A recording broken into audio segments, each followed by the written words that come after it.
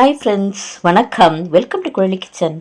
பாருங்கள், கொள்ளு பயிறு முளைக்கட்டி வச்சுருக்கேன் நிறையா. ஒரு பழமொழி கூட சொல்லுவாங்க, இளைச்சவனுக்கு எள்ளு, கொழுத்தவனுக்கு கொள்ளுன்னு. இது டயட்டுக்காக சாப்பிடுவாங்க. இது சாப்பிட்டா நல்லா ஃபேட்லாம் குறையும், குண்டாக இருக்கிறவங்க இளைப்பாங்க அப்படின்னு சொல்லுவாங்க. நான் நிறையா கொள்ளு ரெசிபி போட்டிருக்கேன். இன்றைக்கும் நம்ம ஒரு கொள்ளு ரெசிபி பார்க்கலாம். இது ரொம்ப சூப்பராக இருந்துச்சுங்க. நீங்களும் செஞ்சு சாப்பிட்லாம். ஃபஸ்ட்டு இந்த முளைக்கட்டின பயிரை நல்லா கழுவிட்டு 2 தடவை வேக வச்சுக்கலாங்க. முளைக்கட்டினது ஒரு நைட்டு நான் வெளியில் நல்லா ஊற வச்சுட்டு அதுக்கப்புறம் மூடி ஃப்ரிட்ஜில் வச்சுட்டேன். ஒரு 2-3 நாளில் இது வந்துடுச்சுங்க. வெளியிலே ஒரு நாள் வச்சேன், நல்லா முளை வந்துடுச்சு. இது முளைக்கட்டி சாப்பிட்டா உடம்புக்கு ரொம்ப நல்லது இல்லைங்களா? அதனாலே நான் இது முளைக்கட்டை வச்சுட்டு இப்போ குக்கரில் போட்டு கொஞ்சம் உப்பு போட்டு வேக வச்சுக்கிறேன். நான் ஒரு 3 சவுண்டு விட்டேங்க. ஏன்னா முளைக்கட்டி இருக்கிறதுனால சீக்கிரமாகவே வெந்துடும். அது ஒரு 2-3 சவுண்டு விட்டாலே போதும், நல்லா வெந்துடும். இப்போ இதை வேக வச்சுக்கலாம். இன்றைக்கி நான் ஒரு குழம்பு வைக்க போகிறேங்க. இந்த முளைக்கட்டின பயிரை வச்சுட்டு ஒரு குழம்பு வைக்க போகிறேன். பாருங்கள் எப்படி வைக்கலாம்னு பார்க்கலாம். இதுக்கு தேவையானது வெங்காயம் அரிஞ்சு வச்சுருக்க. சின்ன வெங்காயம் இருந்தால் ரொம்ப நல்லாயிருக்கும். என்கிட்ட சின்ன வெங்காயம் இல்லை, அதனால் பெரிய வெங்காயமே நான் போட்டுக்கிட்டேன். இதை கொஞ்சம் வதக்கிக்கணும். எண்ணெய் ஊற்றிட்டு வெங்காயம் போட்டு வதக்கிட்டு ஒரு 10 பல் பூண்டு உரித்து வச்சுருக்கேன். அதையும் இதில் போட்டுக்கலாங்க. இதெல்லாம் கொஞ்சம் அரைச்சி வச்சுக்க, ரொம்ப ஈஸியானது தான் இந்த குழம்பு. கொஞ்சம் வெங்காயம், பூண்டு, ஜீரகம் பாருங்கள், நான் ஒன்று ஒன்றா காமிக்கிறேன். அதை எடுத்து வச்சுக்கிட்டு அதெல்லாம் வதக்கிட்டு நம்ம அரைச்சி வச்சுக்கணும். இதை பாருங்கள், பூண்டு ஒரு 10 பல் உரித்து வச்சுருக்கிறேன். அதையும் போட்டு நல்லா வதக்கிக்கலாம். இது கூட ஜீரகம் போட்டுக்கணும் மெயினாக. அதனால் ஜீரகமும் போட்டுட்டு நல்லா வதக்கிக்கலாம். ஒன்று ஒன்றா போட்டு இதை நல்லா வதக்கிட்டே இருக்க வேண்டியதாங்க. பாருங்கள், ஒரு 1.5 டீஸ்பூன் அளவுக்கு ஜீரகம் போட்டுக்கிட்டேன். நல்லா டேஸ்டியாக இருந்துச்சுங்க. இது சாப்பாட்டுக்கும் நல்லா இருந்துச்சு. நான் சப்பாத்திக்கும் தொட்டு சாப்பிட்டேன், அதுக்கும் நல்லா இருந்துச்சு. ஒரு 2 கொத்து 3 கொத்து கருவேப்பிலையை உருவி போட்டுக்கலாங்க. வெங்காயம், பூண்டு, ஜீரகம், கருவேப்பிலை போட்டிருக்கேங்க. இதை நல்லா வதக்கிக்கலாம். நம்ம வதக்கிட்டு உங்களுக்கு காரத்துக்கு தேவையானது போட்டுக்குங்க. காஞ்ச மிளகா நான் ஒரு 6-7 போட்டிருக்கேன். உங்களுக்கு எவ்வளோ காரம் தேவையோ அந்த மிளகாவை போட்டு வதக்கிக்கோங்க. ஏன்னா இதில் நம்ம மிளகாத்தூள் அதெல்லாம் எதுவுமே போட போகிறது கிடையாது. அதனால் இந்த மிளகா தான். அப்புறம் தாளிப்பில் மிளகா கிள்ளி போட்டு தாளிப்போம்.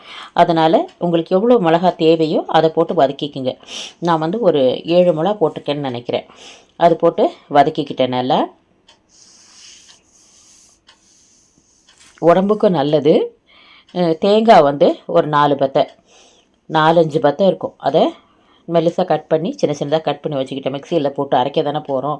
இல்லை நீங்கள் திருவ முடிஞ்சால் திருவிட்டு கூட போட்டு வதக்கிக்கலாம். நீங்கள் பாருங்கள், வெங்காயம் போட்டிருக்கேன், பூண்டு போட்டிருக்கேன், ஜீரகம் போட்டிருக்கேன், கருவேப்பிலை 2 கொத்து உருவி போட்டுக்கிட்டேன், காஞ்ச மிளகா, தேங்காய். இதில் ஆஃப் பண்ணிவிட்டேன். இப்போ நல்லா வதக்கிட்டு ஸ்டவ்வை ஆஃப் பண்ணிவிட்டு அதில் மஞ்சத்தூள் 1 ஸ்பூன் போட்டுட்டு தனியாத்தூள் இருக்குது இல்லைங்களா, அது ஒரு 2 டீஸ்பூன் போட்டுக்கலாம். அதையும் போட்டுட்டு நல்லா சும்மா அந்த சூட்டுலேயே வதக்கிக்குங்க. இப்போ நான் வதக்கிட்டு ஸ்டவ்லாம் ஆஃப் பண்ணிவிட்டு தான் இந்த மஞ்சத்தூளும் தனியாத்தூளும் போடுறேன். போட்டுட்டு நல்லா வதக்கிட்டு எடுத்து மிக்சியில் போட்டு ஆற வச்சுட்டு அப்புறமா அரைச்சிக்கலாம். நம்ம ஒரு சூடு ஆறினோடனே அரைச்சிட்டு வந்துடலாம். நான் இதுலேருந்து எடுத்து கொஞ்சம் ஆற வச்சுட்டு அதுக்கப்புறம் தான் அரைச்சேன். நான் வெயிட்டாக இருக்குது எண்ணெய் சட்டி.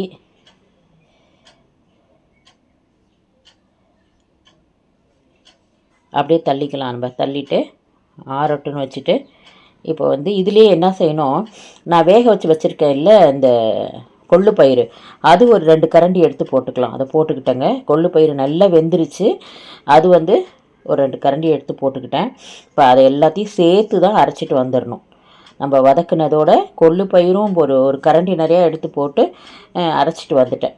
இப்போ அந்த வேக வச்ச கொள்ளு பயிரை அப்படியே நம்ம ஊற்றிக்கலாம். இதில் இந்த எண்ணெய் சட்டியில் வேக வச்சுருந்தோம் இல்லையா குக்கரில், அதை அப்படியே ஊற்றிட்டு இப்போ அரைச்சிட்டு வந்தோமே அதையும் இதில் போட்டு நல்லா கொதிக்க வைக்க வேண்டியதாங்க.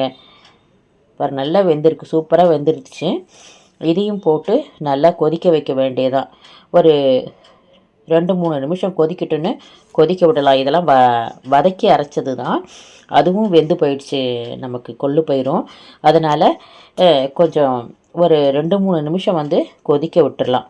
கொதிக்க விட்டுட்டு லாஸ்ட்டாக வந்து ஒரு தாளிப்பு கொடுக்கணும். அந்த தாளிப்புக்கு கொஞ்சம் வெங்காயம் தக்காளி அரிஞ்சு வச்சுக்கோங்க, ஒரு 2 மிளகாய் கிள்ளி வச்சுக்கோங்க.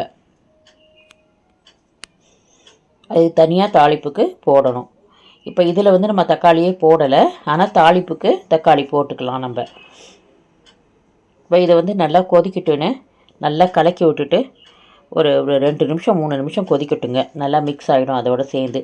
அதில் வந்து நான் கொள்ளு பயிர்லேயே இது உப்பு போட்டு தான் நான் வேக வச்சுருந்தேன். அதனால் நீங்கள் டேஸ்ட்டு பார்த்துட்டு எவ்வளோ உப்பு தேவையோ அதை வந்து நீங்கள் இப்போ போட்டுக்கலாம். கரெக்டாக போட்டுக்கோங்க அந்த உப்பு. ஏன்னா அந்த தண்ணியோடு தான் நான் போட்டிருக்கேன், நான் கொள்ளு பயிர் வேக வச்ச தண்ணியோடு தான் போட்டிருக்கேன். அதனால் எவ்வளோ உப்பு தேவையோ அந்த உப்பை வந்து நீங்கள் இந்த டயத்தில் போட்டு நல்லா கொதிக்கட்டுன்னு ஒரு 2-3 நிமிஷம் இந்த போட்டேன் பாருங்கள். எனக்கு கரெக்டாக இருந்துச்சு இந்த உப்பு. நல்லா கொதிக்க விட்டுருங்க.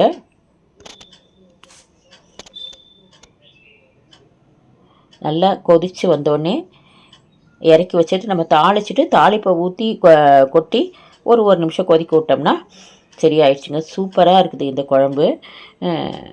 நீங்கள் செஞ்சு பாருங்கள், உடம்புக்கு நல்லது. நீங்கள் டயட்டில் இருக்கணும் அப்படின்றவங்க கொள்ளை வந்து எப்படிலாம் சேர்த்துக்கலாம் சாப்பாட்டில்னு நினைக்கிறவங்க இந்த மாதிரி சேர்த்துக்கலாம். சில பேருக்கு தெரிஞ்சிருக்கலாம் இது, இந்த குழம்புலாம் கோயம்புத்தூர் சைடு ஈரோடு சைடெலாம் வைக்கிற குழம்பு தான் இது. நல்லா கொதிச்சிருச்சு. ஒரு 2-3 நிமிஷம் கொதிக்க விட்டுட்டோம்னா நல்லாயிருக்கும். ரொம்ப இது ரெண்டும் மிக்ஸ் ஆகி உப்பெல்லாம் கரைஞ்சிருக்கணும், அவ்வளோதான். அதுக்கப்புறம் அதை இறக்கி வச்சுட்டு நம்ம தாளிப்பு கொடுத்துக்கலாம். நல்லா இது வந்து கொஞ்சம் ரொம்ப தண்ணியாக இருக்காது. நம்ம வந்து இந்த கொள்ளு பயிர் வேறு அரைச்சி போட்டிருக்கோம் இல்லைங்களா, கொஞ்சம் திக்காக தான் இருக்குது இந்த குழம்பு. ரொம்ப நல்லா இருக்குது போட்டு சாப்பிட. நல்லா தளப்பலன்னு கொதிக்குது. கொதித்த உடனே இறக்கி வச்சுக்கலாம். இப்போ வந்து இது ஒரு தாளிப்பு கொடுத்துக்கலாம். இதுக்கு கொஞ்சம் எண்ணெய் ஊற்றிக்கிட்டு, இதுக்கு வந்து சின்ன வெங்காயம் இருந்தால் நல்லா தான் இருக்கும் இந்த குழம்புக்கு. முன்னாடி போட்டு அரைக்கிறதுக்கு சின்ன வெங்காயம், தாளிப்புக்கு சின்ன வெங்காயம் போட்டால் ரொம்ப சூப்பராக இருக்கும். இப்போ இதுக்கு நான் பெரிய வெங்காயம் தான் அரிஞ்சு வச்சுருக்கேன். கடுகு போட்டுக்கலாம். கொஞ்சம் உளுத்தம்பருப்பு, கடுகு உளுத்தம்பருப்பு ஜீரகம் போட்டு தாளிச்சிக்கலாம். கொஞ்சம் வெங்காயம் வந்து ஒரு வெங்காயம் அரிஞ்சு வச்சுருந்தேன், அதை போட்டு நல்லா வதக்கிக்கலாங்க. வெங்காயம் வதக்கிட்டு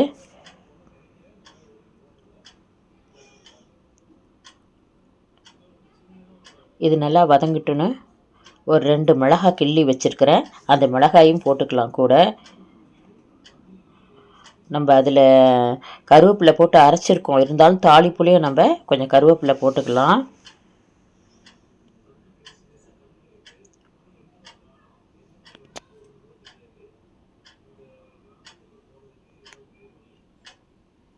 பாருங்கள், ஒரு 2-3 மிளகாவை கிள்ளி போட்டுக்கிட்டேன் நல்லா. நம்ம வேறு எதுவும் காரம் கிடையாது இந்த தாளிக்கிறது. அப்புறம் அரைக்கும்போது மிளகா வறுத்து அரைச்சோம் இல்லைங்களா, அதான். இதுக்கப்புறம் கருவேப்பிலை போட்டுட்டு ஒரு தக்காளி அரிஞ்சு வச்சுருக்கேன், ஒரு 2 தக்காளி, சின்ன மீடியம் சைஸாக 2 தக்காளி அரிஞ்சு வச்சுருக்கேன், அதையும் போட்டு நல்லா வதக்கிக்க வேண்டியதாங்க. பாருங்கள், போட்டாச்சு, தக்காளியும் போட்டாச்சு. இப்போ இதை நல்லா வதக்கி அதுக்கப்புறம் எடுத்து நம்ம குழம்புல கொட்டிக்க வேண்டியதாங்க. ரொம்ப சூப்பராக இருந்துச்சு. இந்த முளைக்கட்டின கொள்ளு குழம்பு வந்து கண்டிப்பாக உங்களுக்கு பிடிச்சிருக்குன்னு நினைக்கிறேன். அப்படி பிடிச்சிருந்த குழலி கிச்சன் சேனலை like, share, comment and subscribe my dear friends.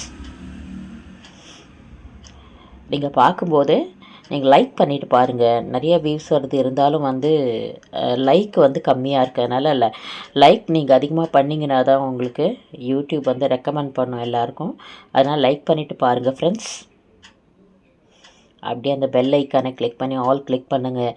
அப்பப்போ நான் போடுற நியூ வீடியோஸ்லாம் உங்களுக்கு நோட்டிஃபிகேஷன் ஆகும். பாருங்கள், தாளிச்சாச்சு. இப்போ அதுலேருந்து குழம்புல எடுத்து கொட்டிக்க வேண்டியதாங்க. கொட்டிட்டு நல்லா கொதிக்க வைக்க வேண்டியது. ஒரு 2 நிமிஷம் கொதிக்க வச்சுட்டு ஆஃப் பண்ணிட வேண்டியதான். அருமையான சுவையான கொள்ளு பயிறு குழம்பு ரெடி. நல்லதை உண்போம், நலமுடன் வாழ்வோம். நம் சுவை நம் கையில். இப்போ இதை வந்து நீங்கள் சாப்பாடில் போட்டு சாப்பிட்டாலும் நல்லாயிருக்கு, சப்பாத்தி இட்லி தோசைக்கு தொட்டு சாப்பிட்டாலும் ரொம்ப சூப்பராக இருந்துச்சு. நீங்கள் செஞ்சு பாருங்கள். செஞ்சு பார்த்து உங்களுடைய கமெண்ட்டை கமெண்ட் பாக்ஸில் போஸ்ட் பண்ணுங்கள் ஃப்ரெண்ட்ஸ். இது போல் ஒரு அழகான வீடியோவில் மீண்டும் நாம் சந்திக்கலாம் நண்பர்களே. அதுவரை உங்களிடமிருந்து விடைபெறுவது உங்கள் பூங்குழலி. வாழ்க வளமுடன். லாஸ்ட்டாக இறக்கும்போது கொஞ்சம் கொத்தமல்லி கட் பண்ணி போட்டு இறக்குனா நல்லா மணமாக இருக்கும். அதை நான் கொத்தமல்லி கட் பண்ணி போட்டிருக்கேன் ஃப்ரெண்ட்ஸ். நன்றி.